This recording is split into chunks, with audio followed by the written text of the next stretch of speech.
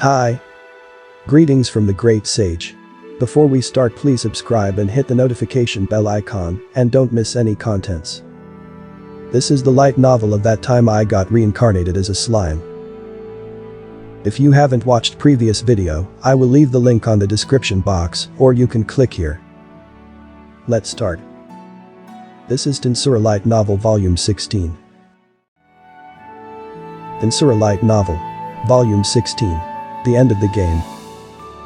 Chapter 1. The Betrayal. Treyni vs. Zelario.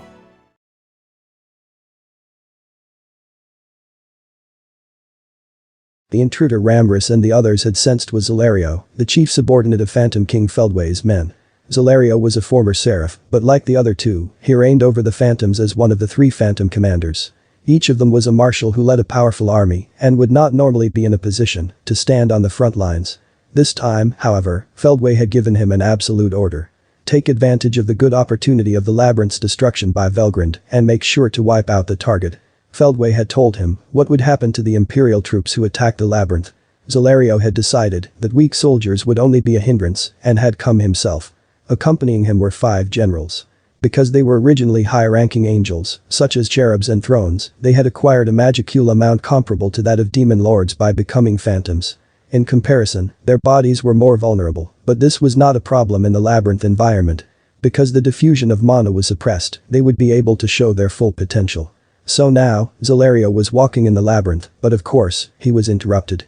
As soon as he found the stairs and walked down to the basement, he could feel the space shifting. Zelario and his group looked at the situation without panicking. What appeared in front of their eyes was an empty, limited space. In the center of the space, they saw 8 figures. Fufufu, it seems that some have come to welcome us. We mustn't lose our manners. Give your greetings. Zelario's words were met with silent nods from the generals under his command. The 2 groups gradually drew closer, eventually stopping short of a face-to-face confrontation. Treyni was the first to step forward. Greetings, ladies and gentlemen. On behalf of Ramrus-sama, the master of this labyrinth, I, Treyni, and Cherries here, would like to welcome you. I know we did not invite you here, so may I ask who you are and what your purpose is? Treyni spoke with a smile, but her eyes were not smiling at all. She was on the alert, ready to respond to anything that might happen. Treyni had already been strengthened to the utmost before coming here. She had the current summoning power of the Spirit King of the Wind within her and had made it her own. Even when she fought Laplace in a long battle, she had only possessed a higher spirit, Sylphid, at the time. Considering that, Treyni had been showing her depth from the very beginning. The amount of magicules in the Spirit King is about 1 million in terms of existence value. Hoarding such a huge amount of power in her body would impose a huge burden on Treyni, whose existence value was only 600,000. However, this was the Labyrinth, and even if you died, you could be resurrected. She could challenge her opponent with all her might without worrying about the burden on her body. Cherries, who was standing 1 step behind Treyni, had no qualms about this. Even if his opponent had more than twice the amount of magicules than he did, he would not be intimidated by it. This was because Cherries had always trained for battle against the overwhelming presence of Voldora. There were some instances in this world where people like Gobta could defeat opponents who had several times their own power. Not to mention the fact that he now had reliable company, so Cherries had no doubts of his victory. The Dragon Lords were the same. Rimuru had given them names as a reward and they had evolved into Ramrus's loyal servants. Their power was equivalent to 700,000 in existence value. With further experience, they would undoubtedly be able to reach the Special S class and in fact, rather than fear, they were itching to test their strength. Trya and Triss had also completed the identification with Sylphid, the Maiden of the Wind. Trya was to work with the Dragon Lords against the enemy behind Zelario, while Triss was to cover Treyni and Cherries. Although Beretta had an existence value of about 400,000, his combat skills were outstanding. He was a perfect fighting force, however, he had to stay as Ramrus's guard. Therefore, this was the strongest lineup that the Labyrinth could send out at the moment. If this group was defeated, at that time, Rigurd, Gobta, and the rest of the residual groups would have to fight an all-out battle. They were still gathering forces for the next level, so someone needed to buy some time for that alone. Of course, none of them had any intention of losing. This is a surprise. From what I've heard, there is not much battle power left in the Labyrinth. I never thought that I'd see such a powerful people. Interesting. Very amusing. Oops, I didn't introduce myself. My name is Zelario. I am one of the 3 Phantom Commanders of Phantom King Feldway-sama. Pleased to make your acquaintance. Zelario folded gracefully at the waist and bowed. His movements were refined and sophisticated, as if he were a famous actor on stage. However, the words that came out of his mouth were not heartfelt. His attitude was one of condescension and disregard for Treyni and the others. He was using such an attitude to look down on them, not taking the maze members into consideration at all. His true thoughts were simply too obvious. Treyni was annoyed by this, but she was not foolish enough to get upset here. Having made a mistake against Laplace, she tried to keep her cool and continue the conversation. I see, so you're Zelario-sama of the 3 Phantom Commanders. With all due respect, I have never heard of you. Treyni spoke with a bit of provocation, and Zelario gave her a generous smile. That's right. Although we are well known in other worlds, we have long since left this one. I suppose we are now foreigners to this world. Foreigners, you say? Yes. So we are not going to seek any satisfaction in that regard. By the way, you asked us why we were here, correct? Of course, I'll tell you, as it would save us a lot of work if we could get your help. That depends on the content. Alright. Our goal is to eliminate the boy, Masayuki Hanju. If you give him to me without hiding him, I will withdraw. Zelario's gentle good looks gave way to a soft, feminine voice as he announced his intention to kill Masayuki. There was no one who would nod their heads in agreement. Because Masayuki was Rimura's friend and an irreplaceable companion of Treyni and the others. How funny. I am sorry to say that negotiations are over. I see. I am very sorry to hear that. Zelario laughed, making no effort to hide the fact that he was not at all disappointed. And in the next moment, the battle suddenly began. Treyni kicked off the ground and flew through the air, and from the sky, countless invisible blades flew at Zelario.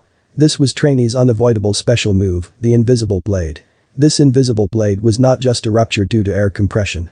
It was a spatial attribute and had the power to cut off even dimensions. Since it could be performed invisibly and without any preliminary movements, one could understand how dangerous Treyni had become. However, this time, the opponent was very strong. No, he was overpowering. Zelario didn't move an inch from his spot. It wasn't that he was unaware of the blade and couldn't react, it was that he simply did not need to evade. The moment the invisible blade seemed to cut Zelario, the blade disappeared. There was a distortion in space that covered the surface of Zelario's body. A technique that was very similar to this phenomenon was registered in the maze's database. It was the distortion field that Zijin specialized in. It was a technique of absolute defense that nullified all kinds of attribute attacks and even spatial disruptions. What? The same technique as Zijin Dono.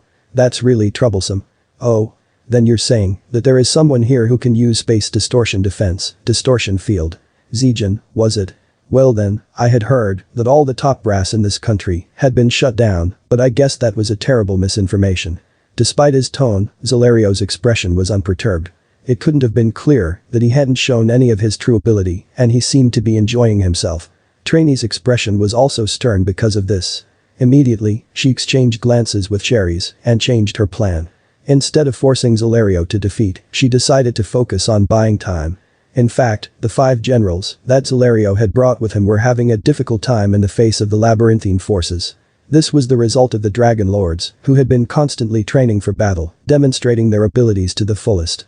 In addition, since their home ground in the labyrinth was the battlefield, the labyrinthine forces were as good as immortal. Because of this, they were able to fight beyond their limits and play a one-sided game against those of equal ability. We can win at this rate, Treyni thought. Zelario was a threat, but the others would soon be eliminated. If they all kept up this momentum, they would be able to defeat the distortion field defense if everyone joined forces. Worst case scenario, they could wait for Zelario to wear out. That's right. As long as we can drive him back, we will have achieved our victory condition. There is no need to push things. And yet, why is he still acting so calm? Even though their side should definitely have the advantage, Treyni could not shake her uneasiness. The reason for this was Zelario's consistent attitude of unconcern. A wise man would not misread the current war situation. Moreover, Zelario had announced himself as a general of the army.